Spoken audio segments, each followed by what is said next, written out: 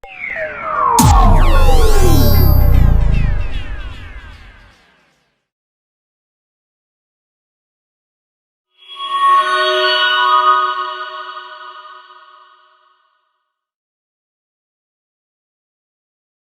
selamat pagi menjelang siang guys. Sekarang jam 10.26. Hari ini kita khusus akan mereview radio NSM5 produk Ubiquiti ya, Nano Station M5 ya, khusus dengan frekuensi 5 GHz 16 dBi Air Max ya. Ini produknya. Ini ya, indoor auto wireless CPE up to 150 fps teleport. Oke, nanti kalian cek sendiri kalau kalian sudah terima atau kalian sudah beli. Kita akan review, kita buka mulai dari settingnya hingga kita bisa pakai ya. Karena pagi ini rencana kita akan pasang untuk radio, mengganti radio NSM5 di timbangan, bukan di timbangan ya, di pos gerbang ya, di perusahaan tempat saya kerja ini ya. Oke, kita persiapkan semuanya dulu. Kita buka. Oke. Tes ini radionya. Ini radionya kita lihat di sini. Ini terbalik dulu ya. Saya buka dulu nih ya. Di sini ada indikator untuk power, line 1, line 2. Line 1 itu untuk adaptor tipe Ubiquiti ya, yang 24 volt ya. Oke, ini garansinya, dan di sini adalah tipe-tipenya. Supply powernya 24 volt setengah ampere ya, 0,5 ampere ini. Oke, di sini nanti line 1 itu untuk yang langsung dengan melalui kabel LAN ke ini ya, ke komputer ya. Jadi dia langsung. Untuk line 2 nya itu berarti terhubung di sini. Di sini adalah fungsinya line 2 sama main ya. Main itu digunakan untuk apa namanya itu, untuk power, kabel power 24 volt setengah ampere tadi ya. Nanti kita buka. Oke, kita tes, kita buka, kita singkirkan dulu, kita geser-geser dulu peralatannya biar lebih terbuka nih ya. Oke ya. Ini ya, cara bukanya begini. Ini harus tangan bawah saya. Oke ya, saya tes dulu. Nah, ini oke. Nah, ini secondary ya. Secondary itu untuk line 2. Nanti indikatornya di sini. Nah, ini yang line 2. Kalau line satunya nanti lihat adapter PoE. Nah, untuk yang main ini dari main power ya, ada power upgrade adapternya, power listriknya ya. Jadi nanti suplai listriknya dari situ supaya dia bisa hidup atau menyala. Oke ya. Di sebelahnya ada lagi tombol reset. Ini biasanya digunakan untuk RT RW net. Cuman kali ini kita bukan RT RW net, tapi jaringan internal dalam satu perusahaan di lingkungan tempat saya kerja di dalam pabrik ya. Menghubungkan sekitar 15 kamera CCTV. Oke ya. Nanti kita contohkan satu gimana caranya. Oke, thank you. Kita siapkan dulu semuanya. Oke, kalau kita perhatikan ini gini ya. Oke, kembali lagi kita tes. Ini yang satu, ini line ini ke komputer ya. Ini komputernya, ini komputer saya. Walaupun tempatnya sempit, kita udah siapin. Ini adapter PoE ini tadi untuk arenya ke main ya, di radio NSM5 tadi ya. Coba kita pasang ya. Oke ya.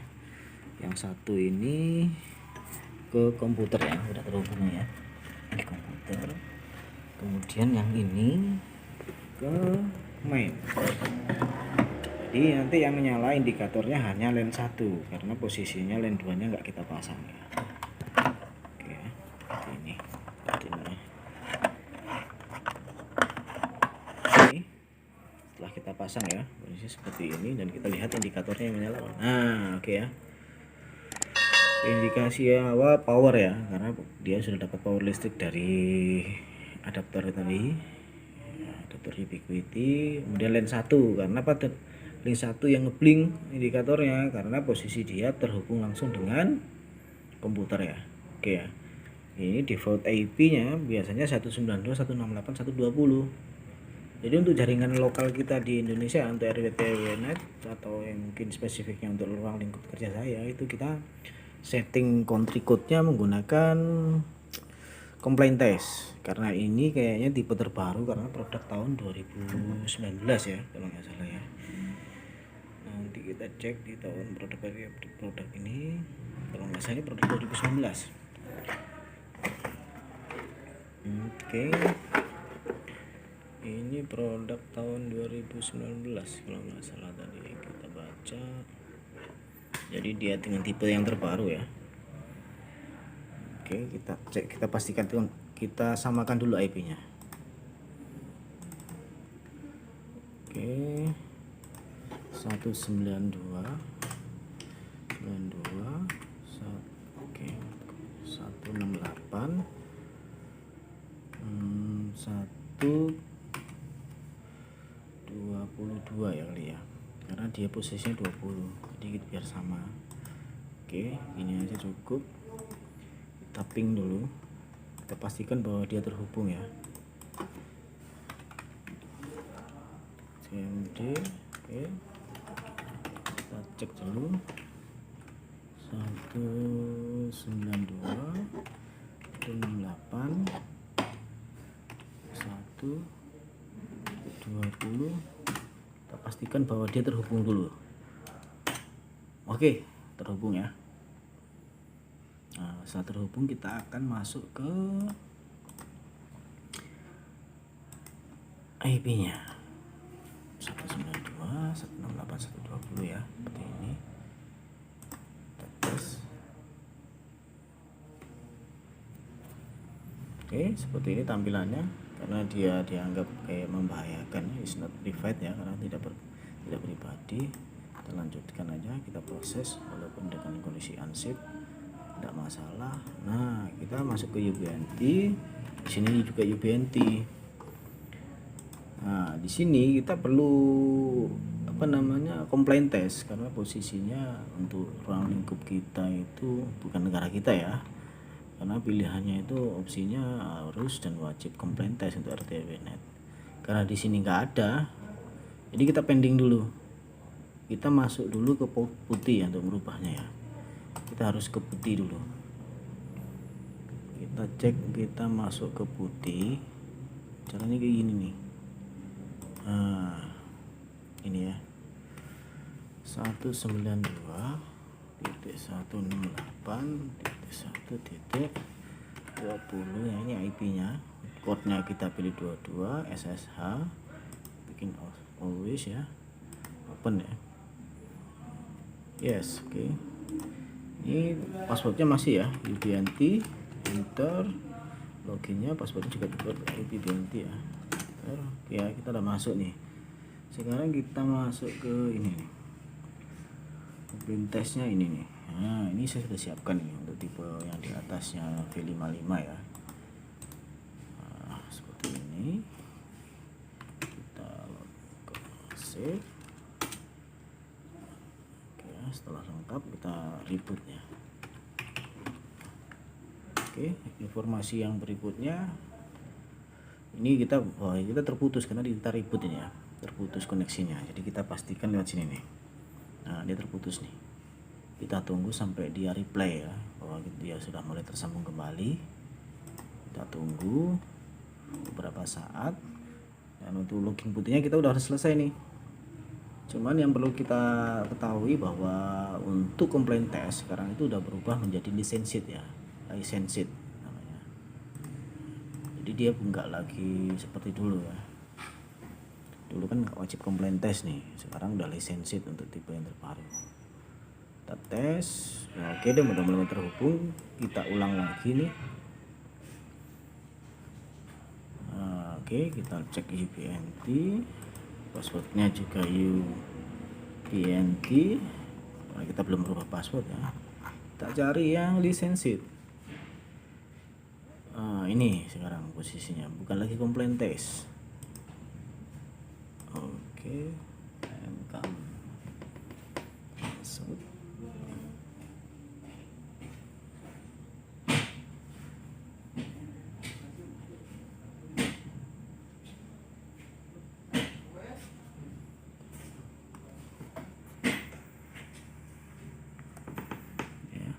login ya. Nah, kita udah masuk nih. Oke ya. Kita udah masuk nih. Sekarang kita harus coba merubah wirelessnya dulu. Kita setting wirelessnya station, oke. Nah, cuman kita udah hafal di sini ya. 5 PKS seperti ini ya. License oke. WSDPI oke. Edit nah 5185 ya.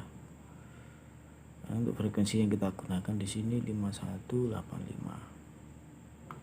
Kita cari dulu 5185.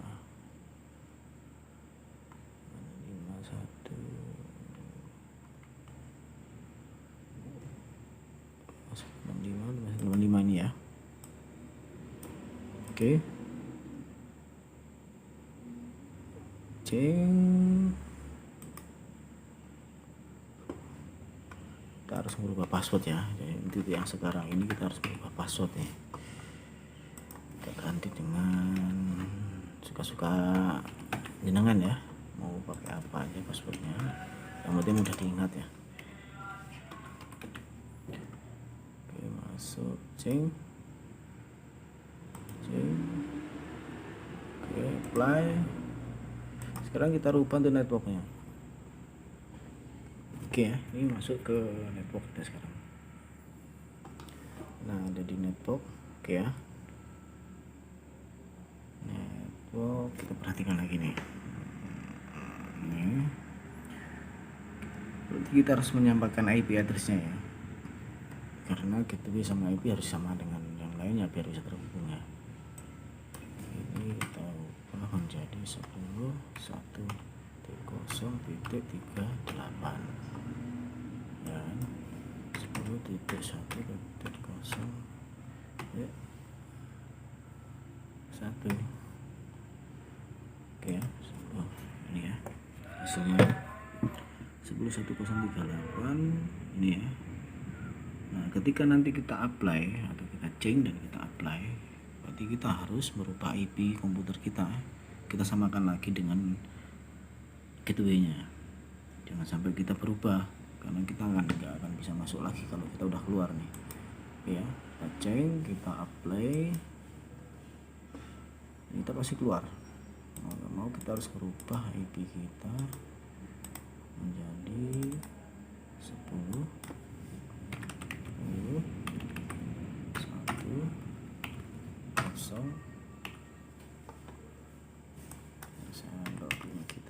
43 ya untuk komputernya ya, biar sama berubah. Jadi kita rubah juga ke ini 10.1.0.38. Oke ya, udah terhubung ya, komputer kita udah terhubung nih. Tinggal ini kita masuk. Oke, udah masuk. Kita proses.